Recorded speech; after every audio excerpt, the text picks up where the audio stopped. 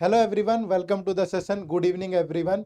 तो SBI PO prelims 2025 8 March और आज की सारी शिफ्ट खत्म हो चुकी है। इस वीडियो में आपको दो सवालों का जवाब मिलेगा। पहला क्वेश्चन ये कि आज के पूरे दिन का जो एनालिसिस है वो क्या रहा।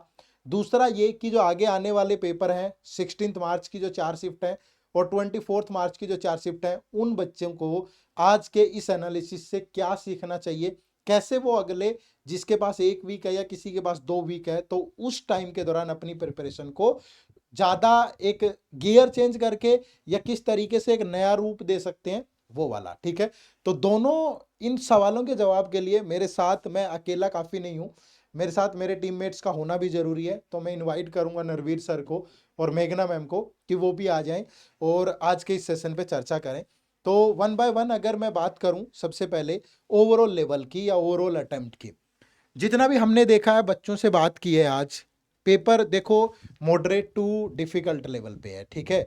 मॉडरेट में बोलूंगा, डिफिकल्ट कहना थोड़ी सी ज्यादती हो जाएगी उन बच्चों की मेहनत के साथ जो अच्छा पढ़ के गए थे।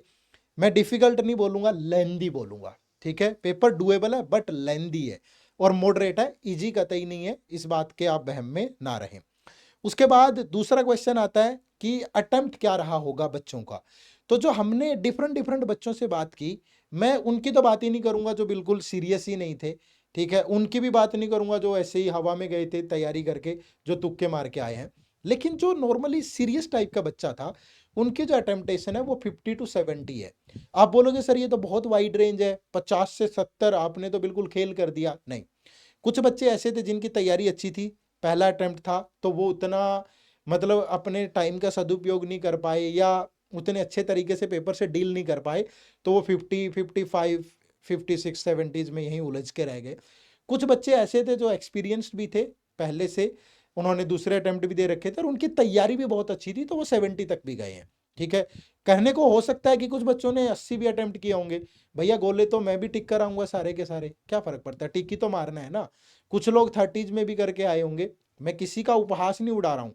ठीक है। बट ये ध्यान रखिए कि सीरियस बच्चों का जो अटेम्प्ट है वो 50 to 70 रहा। बहुत अच्छी तैयारी वालों का 60 से 70 भी गया है, ये मिडल में गया है। और जिनकी नॉर्मल एवरेज तैयारी थी वो 55, 56, 50, 61, 62 इधर घूमते रहे। ठीक है। तो ये तो ओवरऑल हो गया आपका आज के पेपर का। अब पूरे दिन की दिनचर्या जो कहती है चारों शिफ्ट की सब्जेक्ट वाइज, ठीक है, क्योंकि नया पैटर्न था, पहली बार 30 क्वेश्चन क्वांट रीजनिंग के आए, 40 क्वेश्चन इंग्लिश के आए। इसका क्या इम्पैक्ट था, डिफिकल्टी लेवल का क्या इम्पैक्ट था, इन सब पे हम बारी बारी से चर्चा करेंगे, क्योंकि मेघना मैम और नरवीर सर ने आज चारों शिफ्ट का एनालिसिस किया है इंक्लूडिंग मी क्वांट। तो वन बाय वन उसका डिस्कशन करते हैं। तो शुरुआत नरवीर सर से करेंगे। तो नरवीर सर, पहली बार एसबीआई या जितने भी हमने बैंकिंग एग्जाम देखे हैं, किसी में इंग्लिश के प्री में 40 क्वेश्चन नहीं है, पहली बार पूछे गए। तो सर पहला सवाल तो ये है कि क्या इस बदले हुए पैटर्न के कारण 30 से जो 40 क्वेश्चन हुए, कुछ नए टॉपिक भी इंट्रोड्यूस हुए हैं कि जो पहले प्री में नहीं आते थे लेकिन आज आए हों, आपने देखे हों? नहीं सर, ऐसा बिल्कुल नहीं देखा गया। कोई ऐसा नया टॉपिक नहीं आया जो हमने आज से पहले फेस ना किया हो। सिर्फ डिफरेंस कहाँ पे आया है, वही टॉपिक जिस पे पहले 3 या 2 क्वेश्चन आते थे, अब उस पे 5 क्वेश्चन कर दिए उन्होंने।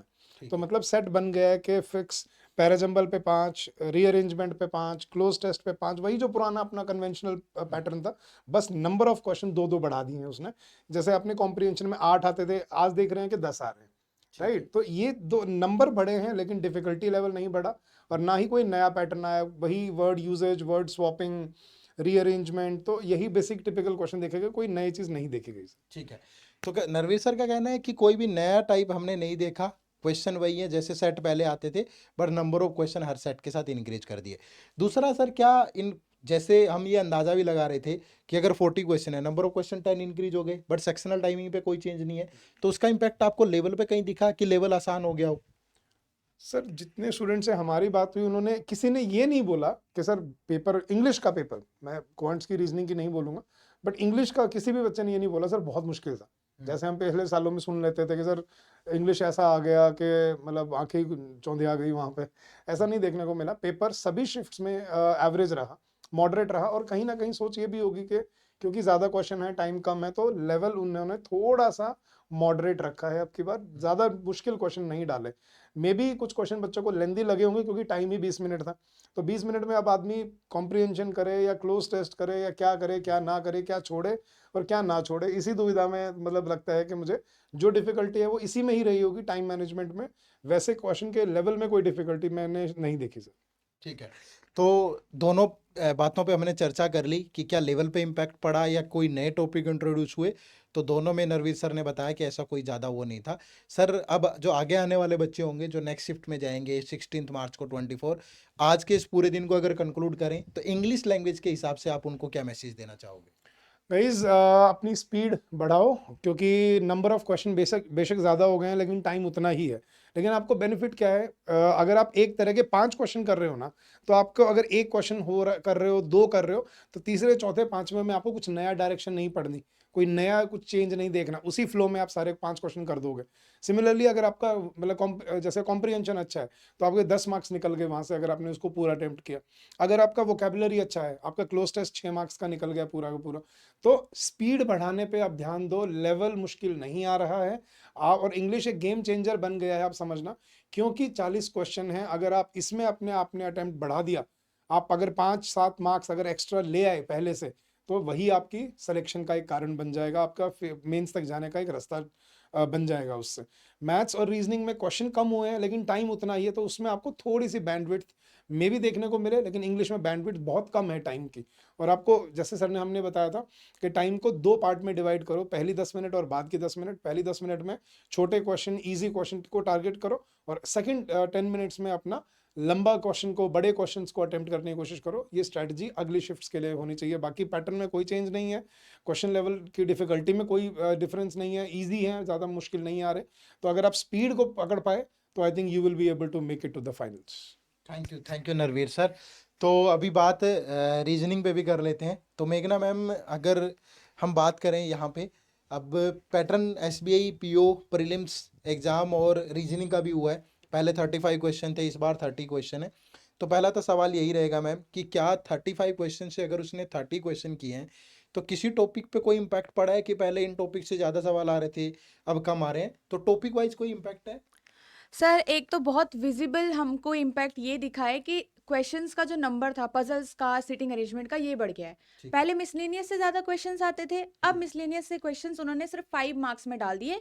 उसमें वो आपको 2 तरीके से क्वेश्चन पूछ देंगे, और फिर आपका पूरा 5 से 4-5 सेट पूरे पजल्स और सिटिंग अरेंजमेंट पे था, जिसमें से भी 3 से 4 पजल्स आ रही थी और 1 या 2, मतलब ये थोड़ा सा ऐसे वैसा वर्सा हो रहा था, तो 1 या 2 आपका सीटिंग आ रहा था। तो 2 से मतलब 3 पजल के सेट या 2 सीटिंग अरेंजमेंट, या 4 पजल के सेट या फिर 1 सीटिंग अरेंजमेंट। ठीक है। तो पहला तो जो आपका इम्पैक्ट है वो मिसलेनियस टॉपिक से बहुत कम क्वेश्चन देखने को मिले। अगर आप देखोगे तो मिसलेनियस में 2 ही सेट हैं, या तो इनइक्वालिटी के 3 क्वेश्चन के साथ अल्फा न्यूमेरिक के 2 क्वेश्चन हैं, सिलोगिज्म के 3 क्वेश्चन के साथ अल्फा न्यूमेरिक, कहीं दोनों ही नहीं आए तो ब्लड रिलेशन के साथ 2 अल्फा न्यूमेरिक, मतलब ऐसा कॉम्बिनेशन देखने को मिला। और बाकी जो 5 सीटिंग अरेंजमेंट और पजल है वो, तो मैम सीटिंग अरेंजमेंट और पजल में कोई ऐसा नया टाइप दिखा है क्या जो मेंस में आता है, या वही ट्रेडिशनल जो प्री में पूछ रहा है वैसा ही है? नहीं सर, जो हमें पहले से ही प्रीलिम्स में पूछे जाते थे, जैसे फ्लोर बेस्ड, हमारा circular based, linear arrangement, parallel, ये सारा सेम ही आया है। 2 वेरिएबल्स से ऑलरेडी पता होता है कि इतना तो आएगा ही, तो वो आप लोगों को वैसे ही आया हुआ है, नया टाइप कुछ नहीं मिला है हमें।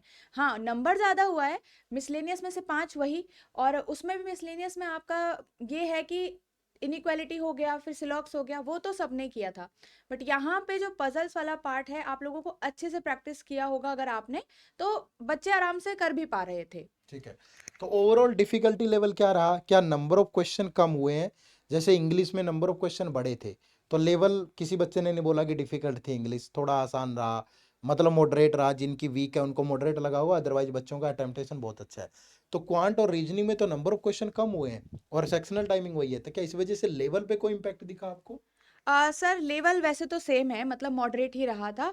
अगर बच्चों को लगा भी होगा कि थोड़ा डिफ़िकल्टी है क्वेश्चंस को सॉल्व करने में, तो हो सकता है वो वैसे वाले बच्चे हों जो मिसलेनियस के मतलब भरोसे गए हों ज़्यादा, कि भाई 10 से 15 क्वेश्चन तो आ ही जाएँगे और 20-25 बस 20-21 हमारे सीटिंग और पज़ल से आ जाएँगे। बट इसमें क्या हुआ कि जो स्टूडेंट्स अगर पज़ल्स और सीटिंग में अच्छे थे, जिन्होंने अच्छी प्रैक्टिस कर रखी थी और कंसिस्टेंट थे अपनी प्रैक्टिस में, स्पीड अच्छी थी, तो उनके लिए पेपर हम कहेंगे मॉडरेट ही रहा। मतलब आप आराम से कर पा रहे थे उन पजल्स को, उन सीटिंग अरेंजमेंट्स को।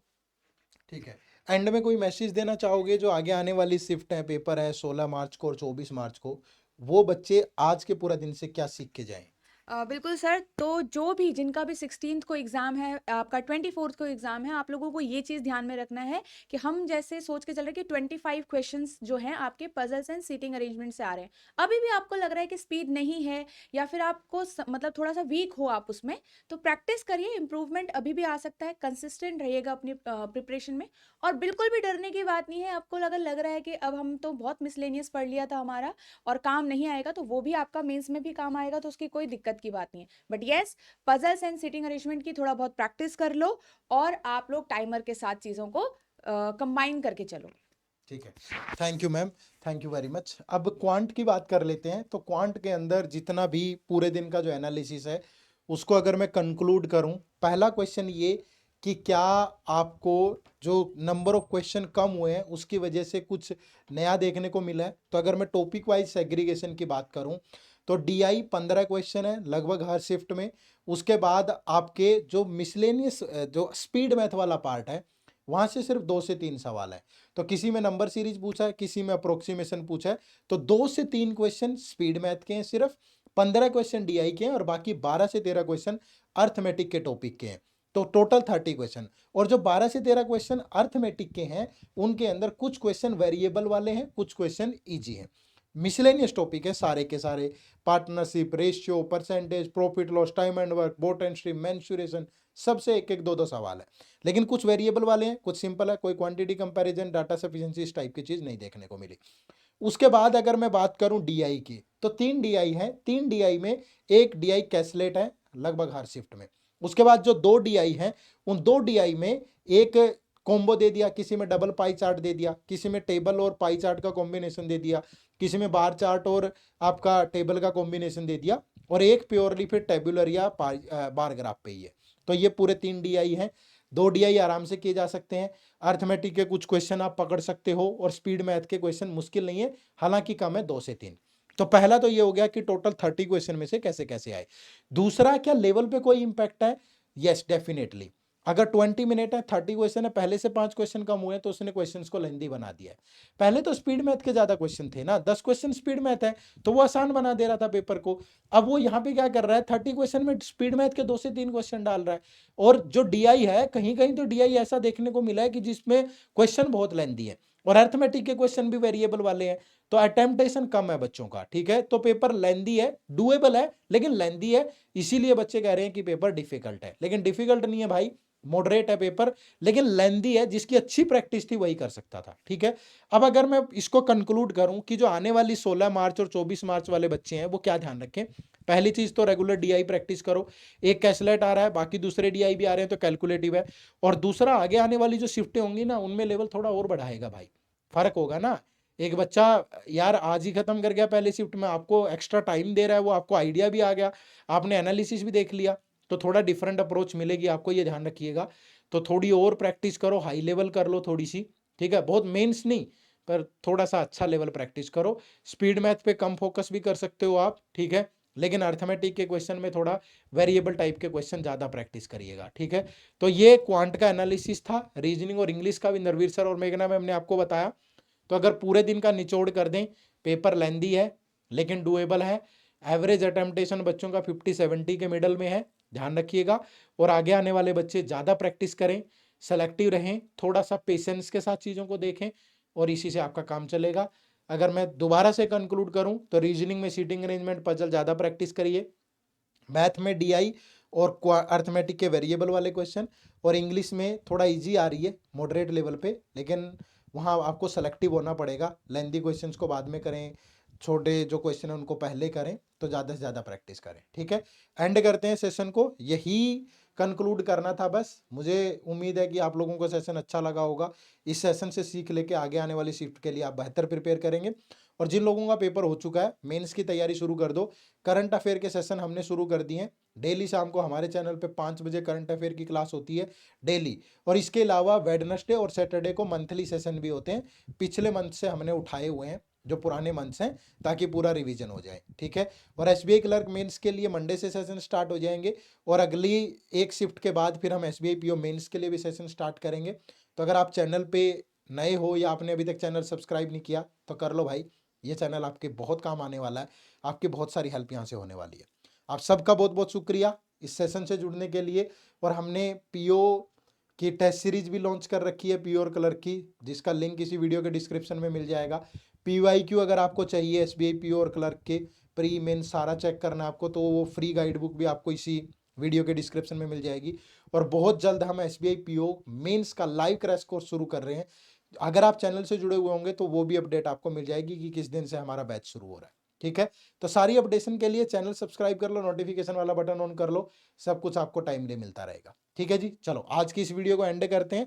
आप सबका बहुत बहुत शुक्रिया, थैंक यू वेरी मच। जय हिंद, जय भारत।